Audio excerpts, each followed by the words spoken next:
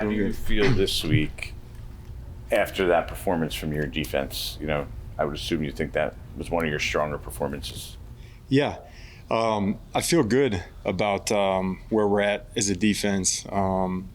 Last week was a good week for us. We improved in a lot of areas. So we should build on that. And really, I told the defense this week, we've improved every week from New England to Washington to last week. So that's been encouraging, seeing continued improvement. And that's the plan this week. What have you seen from Bobby Okereke? That seemed like one of his better games. And overall this season, what have you seen from him then finishing strong?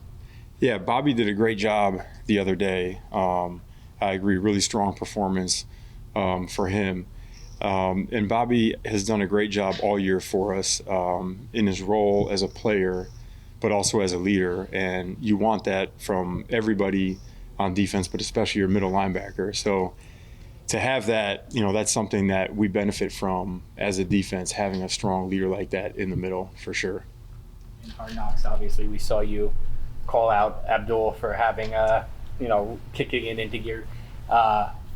Do you do that with somebody every week? What didn't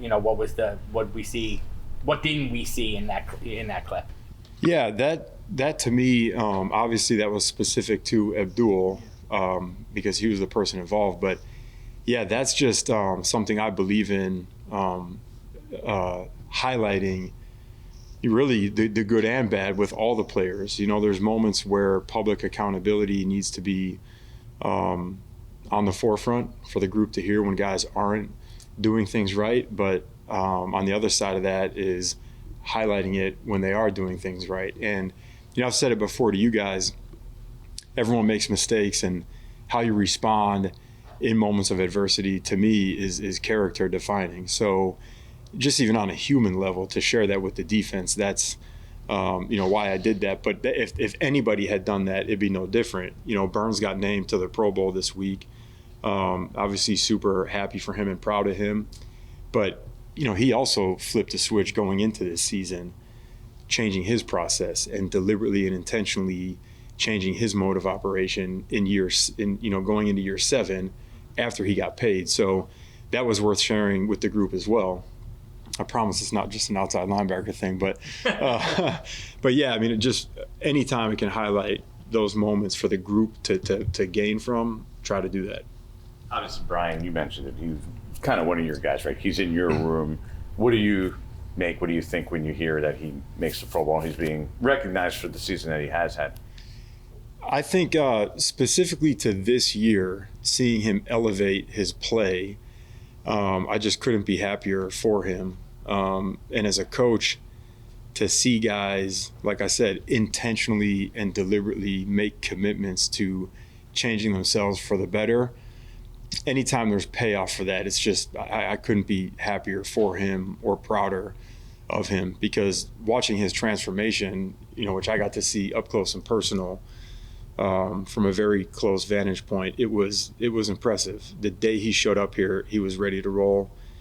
He pushed through adversity, and there were days when, like, it's human nature. You're not always going to have that level of energy, I guess. And there were days as his coach that, you know, I would bring it to his attention, hey, we need more, you know, and he would embrace it. You know, there was zero resistance the whole time, and you see the results he's having on the field because of it. It's just awesome.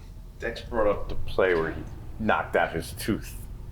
Oh, yeah. It's like, yeah. How much is that an example of, you know, the extra that he kind of just brought to the table? Yeah, I think that's the epitome, a play on the field showing kind of how he approached this offseason. I think that one's the epitome of it. I mean, the way he got to the ball was insane. I don't know that I've ever seen in practice effort to the ball like that.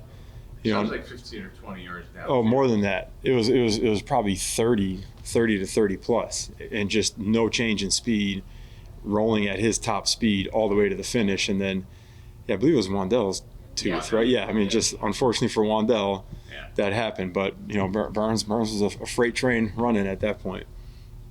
Did you I forgot what I was going to.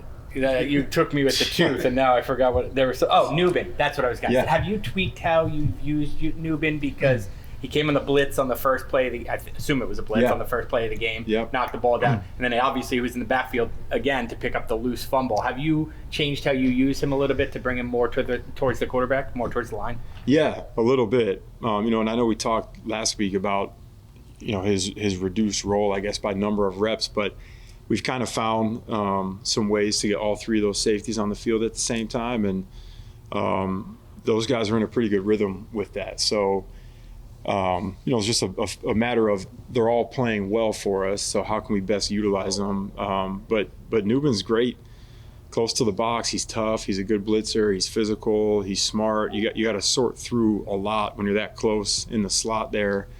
There's a lot mentally that you got to process, and he can handle it. So, we kind of been going to that a little more the last couple weeks, and he's done a good job. And Dane and Holland have been playing well behind him. So, we've enjoyed having those guys out there all at the same time. Take a few more. That was cute because that was going to be my question. But with Ashton Jeanty, what did you see? That seemed to be like his breakout game last week. What have you seen when you went and looked at him on film? He's incredibly tough to tackle. He's ridiculous, and we've made a point of emphasis of that this week. Just how it's going to take all 11 to the ball the entire game, because when you look at Houston, I mean, Houston's one of the best defenses in the league, and they were in a dogfight till the end. And what got them were explosives and pass and run. And the one run that Jeanty broke out on, they thought they had him bottled up. He kind of got lost, visually to the defenders, and then he just worked his way out. But there's an explosive versus Chicago where he breaks a tackle downfield with the DB. But yeah, just him breaking tackles and how difficult it is to tackle him is what stands out on the tape for sure.